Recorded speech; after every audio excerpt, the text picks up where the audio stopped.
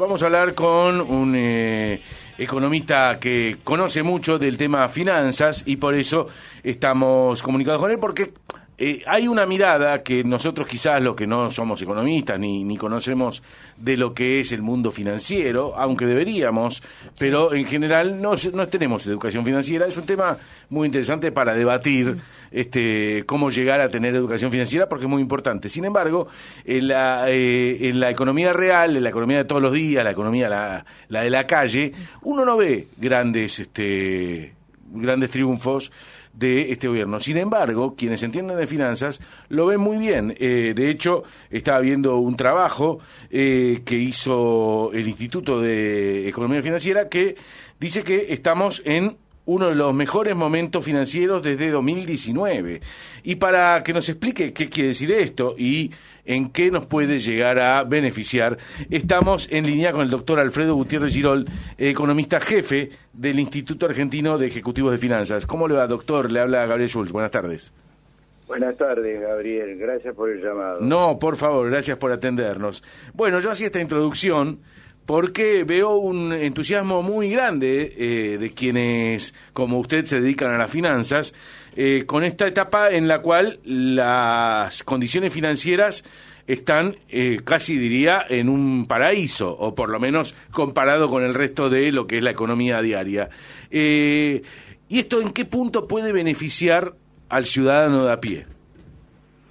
Mire, el mismo indicador al cual usted hace mención, que es este índice de condiciones financieras que hace el IAEF junto con la gente de Econviews, viene marcando, lo viene haciendo desde 2007, o sea que tenemos todo un track record importante, viene marcando en los últimos 6 o 7 meses una recuperación, tanto en las condiciones que llamamos internas, que son las que hacen en todo caso la política económica propia, como a las condiciones externas, que es lo que tiene que ver con los mercados internacionales. Usted sabe que la Reserva Federal bajó la tasa de interés, hay toda una idea de que va a haber más liquidez en el mundo. Bueno, entonces los dos índices están mostrando una tendencia positiva. ¿Eso qué quiere decir? Eso quiere decir que uno de los indicadores que baja es la prima de riesgo. La prima de riesgo es lo que paga la deuda argentina en relación a la deuda del Tesoro de Estados Unidos, viene bajando sustancialmente. Todavía no estamos en niveles como para decir está como para restablecer un flujo de capitales, pero eso le permite a las empresas colocar deuda en el resto del mundo relativamente más barata y que lo que era, digamos, hace 3 o 4 meses o 6 meses, y eso seguramente va a terminar beneficiando a la actividad económica y va a contribuir a ponerle un piso a la tasa de desempleo. Esa es una buena señal. Y por el lado doméstico, y ya pensando en directamente la pregunta del ciudadano de a pie para seguir su término, es que uno de los indicadores que se está moviendo es el crédito al sector privado, ¿no es cierto?, ya acá en nuestro país. Ajá. Y eso no solo está creciendo a tasas muy altas, yendo de atrás para adelante, digamos, hace 3 meses crecía una tasa mensual del 15%, hace 2 meses del 12%, el último mes otra vez un 12%, frente a tasa de inflación 4% mensual para redondear, ¿no es cierto? Eso es crédito que se está inyectando, todos vemos las ofertas que nos llegan de los bancos, y eso sin duda es un alivio y contribuye a ponerle a que la economía, para decirlo académicamente, pegue la vuelta, ¿no? Uno mira la serie de este índice de condiciones financieras y de alguna manera anticipa lo que va a pasar en la actividad económica con un par de meses de anticipación, valga la redundancia. Está bien. Entonces, si a la mejora de esto lo sigue atrás la mejora de la actividad económica, en este caso por el lado de la demanda. Ahora, doctor, disculpe que lo interrumpa, porque le quiero preguntar, yo veía este cuadro que se publica y se lo pregunto desde el desconocimiento, quiero que entienda la pregunta, yo vi que cuanto mejor está el mundo financiero es en la etapa en la que quizás los salarios fueron más bajos. Estoy hablando entre el 16 y el 19 o el 18, y ahora vuelve a estar en ese lugar. Y cuando los salarios mejoran, las finanzas se estresan, en los términos que ponen ustedes de confort y estrés. ¿No puede ir de la mano, digamos, que tengamos salarios más o menos interesantes en general y que a la vez la finanza vaya bien, o no son mundos absolutamente inconexos? No, el problema es que puede haber desfasajes, pero permítame que le haga una corrección. Sí, lo que usted quiera, el que sabe es usted. Muy fuerte caída del salario en el mes de noviembre y en el mes de diciembre. Si usted mira el salario del trabajador formal, hay datos de 8 meses, ¿no? En cada uno de los 8 meses, salvo uno, el salario del trabajador registrado aumentó más que lo que fue el aumento del nivel general de precios. ¿Ok? Es cierto que el trabajador no registrado, por decirlo elegantemente, estaba más castigado, y ahí la recuperación ha sido más tardía, y bueno, y todavía está caminando eso. Pero hay un punto que quiero darle la derecha, y es que cuando la situación económica pega la vuelta, y usted estuvo cayendo 10 meses, ¿no es cierto? Sí. Llegó al punto más bajo. Si empezó a mejorar, y mejoró 3 meses seguidos, seguramente le falta una trayectoria importante para volver al punto de partida. Claro. ¿Está claro? Sí. Y entonces usted no percibe, la gente no percibe y se enoja y se siente frustrada, que está mejorando respecto de ese piso, porque le gustaría llegar rápido a la punta, ¿no? Y eso es absolutamente real, y la gente lo siente, y entonces a veces no entiende este debate, que está mejorando, sí, respecto al piso, pero todavía falta mucho camino para volver a lo que supimos tener, ¿no? Y doctor, ¿cuánto de este confort de la actividad financiera se basa en lo que es el blanqueo y lo que tiene que ver con estos fondos que aparecen, pero que rápidamente pueden desaparecer, digo, en esta, si usted quiere, llamada timba, pero cuánto puede de alguna manera repercutir en esa economía a la que usted se refería recién? Yo creo que todavía tenemos el efecto del blanqueo sobre la economía real está para darse hacia adelante, sí, porque la gente va a empezar a sacar la plata de estas cuentas cera, que son las cuentas a través de las que blanquearon, para gastarlo en bienes, en bienes, sobre todo en bienes. Claro. O sea, para comprarse un auto, para comprarse electrodomésticos, etcétera, etcétera. Y eso está pasando ahora y se va a ir profundizando, porque seguramente la gente hizo el cálculo cuidadosamente y debe haber dicho, bueno, yo voy a blanquear $30.000 o $50.000. De eso apenas puedo, saco $25.000 y me compro el auto, y los otros 25.000 veo qué hago. Cuando hay estos blanqueos de este tipo de plata, que no significa traer fondos del exterior, lo que subyace es este razonamiento, ¿no? O sea que esto va a golpear sobre la demanda a muy corto plazo. Usted decía antes que el crédito al sector privado está mejorando.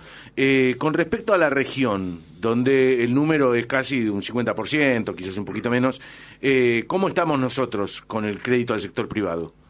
Y estamos creciendo esas tasas muy altas porque salimos de un punto muy bajo. Esa es la verdad. Claro. Nosotros tenemos, históricamente Argentina tiene un sistema financiero muy chiquito, un sistema financiero en donde que no ha servido para una economía bimonetaria en donde los argentinos piensan en dólares y ahorran mucho en dólares, ¿no es cierto? Entonces, el sistema financiero es chiquito y cualquier empujón seguramente va a ser fuerte, y por eso estas tasas de interés. Esta tasa de crecimiento del crédito tan alto. El desafío para el sistema financiero es cómo cambiar, cómo traducir esa economía bimonetaria en crédito para que la gente pueda tomar crédito tranquila. Acuérdese que el 2002, el 2001, el 2002, la gente todavía se acuerda de eso, ¿no? Claro, exacto. Entonces, sí. Sí, yo recuerdo que regalaban televisores los bancos para que saquemos crédito, y después los agarraron, no quiero decirlo, dejaron culo para arriba, pero en eso estoy. Doctor Alfredo Gutiérrez Irolde, quien está hablando, economista jefe del Instituto Argentino de Ejecutivo de Finanzas, le quiero hacer una pregunta a Jorge Chamorro. Bueno, antes que nada, saludar a Alfredo, con quien he tenido charlas muy, muy interesantes siempre, y mi recuerdo, mi afecto. ¿Cómo anda, Alfredo?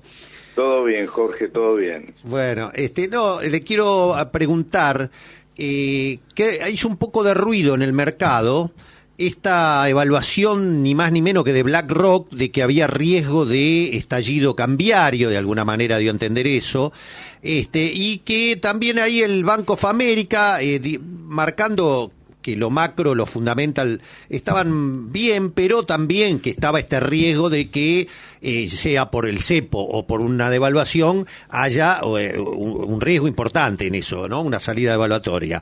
Que el IAEF, ustedes que son especialistas, ¿qué riesgo entonces miden y qué consideran que quiso decir BlackRock con esto? Yo no leí el documento de BlackRock, pero obviamente siempre estos riesgos existen.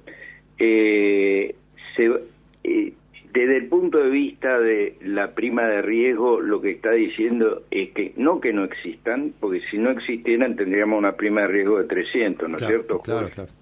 Y tenemos una de 1000 para hacer números redondos. Quizás que están un poco menos presentes que hace un tiempo, pero ahí hay un punto clave, que es que hay una tendencia a creer que el tipo de cambio se está quedando un poco rezagado. Es cierto que si yo recién hablaba de que en los últimos 8 meses el salario le ganó a la inflación. Imagínense el salario y la inflación, cómo le ganaron al tipo de cambio después del salto inicial, ¿no es cierto? Y todos los cálculos muestran que del salto inicial en términos de tipo de cambio real queda un 15%. O sea que si usted corrigió la... Se cortó. Se nos fue. Se cortó. Fíjate si lo podemos recuperar, porque le quería hacer una pregunta justo por esto. ¿Estaba yendo a comprar dólares? ¿Vos qué estabas haciendo? No, porque justo... Te voy a decir por qué. Hoy estuve hablando con un productor cinematográfico. Estuve almorzando con él al mediodía. ¿Vas a financiarla? No. Ah. Y me contaba, esto, mira lo que te voy a decir. Están planeando hacer filmar una película aquí. En realidad, no aquí, con actores argentinos. Y uno de los actores es extranjero. Y entonces empezaron a evaluar la posibilidad de hacerlo, en vez de hacerla acá, la película, en Canadá. Okay. Empezaron a evaluar costos, claro, y les sale lo mismo hacer la película en Canadá que en Argentina. Claro. ¿Por qué? Porque acá está caro en dólares. Claro. Entonces les sale más barato o lo mismo. ¿El productor es de acá? Sí, todos los actores son de acá, salvo uno, que es norteamericano. Claro. Entonces el actor dijo, no les conviene venir para este lado, que en vez de que yo vaya para allá, el actor es muy importante. Entonces, ¿no les conviene que ustedes vengan para acá? Para que vamos, entonces agarró el ejecutivo financiero de la productora cinematográfica y se puso a hacer números. Evaluó todo lo que tiene que ver, ahí lo recuperamos. Y entonces finalmente parece que la película se va a hacer allí. Le decía, doctor, mientras estábamos esperando recuperarlo, cuando usted recién se refería a lo que es el desfasaje del dólar, porque el gobierno niega y se enoja con quienes les dicen que el dólar está atrasado. Y yo estaba contando que hoy al mediodía almorcé con un productor cinematográfico y me contaba que evaluaron costos para filmar una película con actores argentinos y le sale más barato filmarla en Canadá que en Argentina. O casi hace un año, o lo mismo. Cuando hace un año era exactamente al revés, Claro. venían de todo el mundo a filmar acá. Entonces la pregunta que le hago, doctor, es ¿por qué el gobierno se niega a reconocer este atraso cambiario? El gobierno lo que está diciendo es, si este programa que yo estoy haciendo, que yo estoy implementando, si estuviera vigente todos los frutos de ese programa mañana, con este programa no tengo con este nivel de tipo de cambio real no tengo ningún problema. Porque mi estrategia es, dice el gobierno, y ha dado pruebas en ese sentido, tirar la curva de costos para abajo. Todo el trabajo de Sturzenegger y todas estas medidas que está tomando el Ministerio de Regulación tiene como objetivo tirar la curva de costos para abajo. Si usted logra bajar ese costo que la calle lo que llama el costo argentino, donde hay de todo, de regulaciones, impuestos, tasas municipales, ineficiencias por acá y por allá, seguramente el tipo de cambio está fenómeno. Entonces ese es el problema, y son conscientes de que si hay una corrección nominal importante, se le puede ir el control de la inflación de la mano. Claro. Entonces ahí hay un trade-off entre esas dos visiones, ¿ok? Entiendo. Bueno, es muy interesante escucharlo, doctor, y uno aprende, ¿eh? Así que le agradezco la clase que nos dio y le mando un gran abrazo. Gracias por habernos atendido. No, por favor, Jorge, ha sido un gusto. Un abrazo, Alfredo. A Gabriel también. Gracias, doctor. El doctor Alfredo Gutiérrez Girol es economista jefe del Instituto Argentino de Ejecutivos de Finanzas.